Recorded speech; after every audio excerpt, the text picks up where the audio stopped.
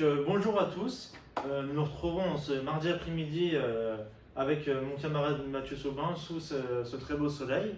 D'ailleurs, ce soleil, Mathieu, me fait penser à quelque chose. Pas plus tard que vendredi après-midi, donc je vais vous expliquer un petit peu pour aller vite à tout le monde. Je suis agent commercial pour les grandes surfaces. En fait, vendredi après-midi, avec mon patron et mes collègues de travail, on a dû partir pour un séminaire chez un fournisseur de produits italiens, donc, qui est situé à Marseille. Donc nous sommes partis, mon patron avait loué un Porsche Macan flamboyant avec toute option, etc. Il était nickel. Hein. Nous sommes partis direction Marseille. Donc, pour ceux qui connaissent, c'était aux mines des Arnavaux. On a été là-bas. Donc au tout départ, on est arrivé vendredi soir. On a pu dormir dans un hôtel 5 étoiles. En plus, coup de chance, Mathieu, tu ne me croiras peut-être pas, mais vu qu'on était en semaine, il n'y avait pas beaucoup de chambres qui étaient réservées et donc on a été surclassé. On s'est retrouvé dans une villa de 200 mètres carrés pour seulement 5 personnes, avec piscine, etc. On était vraiment au top. Ensuite, on a passé la soirée, on a pu dîner dans le restaurant étoilé de l'hôtel, bien sûr, bien évidemment. Et nous avons pu retourner à notre villa pour passer la soirée et nous reposer pour être en forme le lendemain. Donc ça, c'était le jeudi soir, pardon, excusez-moi. Et donc le vendredi, on avait cette réunion commerciale donc, dans le local du siège à Marseille avec tous les salariés du groupe de l'entreprise ainsi que tous les agents externes de toute la France comme nous sommes l'agence NV. Donc voilà. Le matin, nous avons surtout discuté donc, des résultats qui ont été faits cette année, qui a réussi mieux qu'un autre, quel produit, etc. Ensuite, on a pas mal parlé objectifs et nouveautés. Le midi, nous avons déjeuné dans un restaurant aussi. Et l'après-midi, nous sommes retournés là-bas donc, pour travailler sur les nouveautés, les nouveaux objectifs, etc. Et après, le vendredi soir, on s'est vite rendu compte que ça changeait carrément d'ambiance, puisqu'on s'est retrouvé déjà dans un bar plutôt festif, etc., à passer la soirée. Et le samedi dimanche, c'était exactement ça. On n'a passé que du bon temps. C'est-à-dire qu'on a fait, on va dire, la fête pendant ces 2 jours. On s'est promené, mangé, on a fait plein de trucs vraiment qui étaient hors cadre du travail. Et c'était vraiment génial. Et donc on devait rentrer dimanche soir, parce que lundi matin j'étais en cours donc à l'INSEC, et on a eu un problème et du coup je suis pas venu. Donc aujourd'hui, on va vous parler du voyage. Donc que ça soit le voyage professionnel par là-bas ou le voyage professionnel par là-bas. Donc on va vous parler du voyage. Donc pour commencer, on a une petite définition. Donc le voyage, ça apporte une dose de merveille en soi. Donc pour beaucoup d'entre nous, voyager, c'est la réponse à l'envie de réaliser nos rêves et de voir certaines choses, comme les cultures, que ce soit en Asie, les lieux dans les endroits plutôt exotiques, les paysages, les monuments et tout ce qui est phénomène naturel que l'on rêve de voir depuis notre plus jeune âge. Je vais vous poser une question à tous là, ceux qui sont présents. Est-ce que vous préférez partir dans un hôtel vraiment au top du top, niveau luxe, avec piscine, spa, hammam, etc., avec presque un majordome pour vous servir, ou bien vous préférez partir dans le petit camping du coin du village avec une petite piscine remplie de touristes et auquel vous ne pouvez pas profiter, même pas profiter d'aucun service, tellement c'est petit et blindé. À vous de voir. Ou alors, est-ce que vous préférez partir comme nous, on part chaque été avec tous nos amis, quelques membres de notre famille et d'autres camarades, passer des super étés à faire la fête, etc., à rigoler, ou vous préférez partir seul de votre côté, avec votre animal de compagnie, visiter les forêts dans la Creuse? Autre question. Enfin, est-ce que vous préférez pas plutôt partir avec une compagnie qui vous fait bénéficier de moins 50% sur votre trajet de vol et pouvoir dépenser cet argent en vacances et encore plus profiter, ou bien payer le tarif plein en vous débrouillant vous-même? À vous de voir. Donc voilà, aujourd'hui on va vous présenter aussi quelques anecdotes. Donc on a les anecdotes professionnelles. Donc il faut savoir qu'il y a une récente étude menée par Booking qui montre qu'une personne sur 10 a déjà changé d'emploi ou de parcours professionnel grâce à sur sa première expérience de voyage. Et 45 personnes sont convaincues que voyager ça apporte une plus grande réussite à la fois dans la vie personnelle comme professionnelle. Donc les voyageurs d'affaires considèrent que le voyage d'affaires c'est un facteur de réussite, aussi bien sur le plan personnel que pour leur entreprise. Ensuite, les avantages des voyages professionnels, donc c'est étendre son horizon professionnel, créer des liens avec ses clients ou avec ses collaborateurs, comme l'a fait Julien à Marseille, rendre des collaborateurs plus performants en entreprise, avec des réunions, les objectifs à voir pour l'année prochaine, les nouvelles sources d'inspiration et encore acquérir de nouvelles compétences.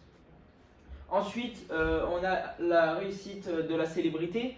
Donc on peut voir Denis Brognard, que tout le monde connaît sur cette image. Donc Denis Brognard, c'est un animateur de koh sur TF1. Donc il est déjà présent à la première saison, d'ailleurs, en 2001. Donc koh c'est quoi? C'est une émission de télé-réalité. Et oui, c'est bien de la télé-réalité maintenant. Basée sur le dernier survivant sur une île. Donc Denis Brognard doit sa réussite grâce justement au voyage. Donc chaque année, Denis voyage dans les îles, de la Polynésie, Amérique du Sud, même sur l'île de koh justement. Et il est l'animateur de cette émission sur TF1. Voilà. Maintenant, il existe plusieurs types de voyages. Comme vous le savez, il y a le voyage professionnel, comme j'ai réalisé le week-end dernier, la semaine dernière, où vraiment il y a un petit cadre dédié au travail, enfin même tout le cadre dédié au travail. Et aussi le voyage personnel, comme d'ailleurs, qui aimerait là tout de suite partir en voyage pour profiter du soleil et de la plage tout de suite là? Moi, personnellement. Et ben voilà, il existe, ça c'est un voyage qui fait toujours plaisir, c'est le voyage qu'on aime et qu'on aimerait réitérer chaque année, même plusieurs fois. Et il existe aussi le voyage culinaire, donc comme mon camarade Mathieu Sobin affecte très particulièrement. Pourquoi? Parce qu'il adore émerveiller ses papilles culinairement. Exactement. Donc on va voir une définition un peu plus approfondie du voyage. Donc le mot voyage, c'est sans doute le mot le plus ancien, puisqu'il vient du latin. Viaticum, donc proprement argent et provisions emportées en voyage. Au Moyen-Âge, le mot désigne surtout les pèlerinages et les croisades.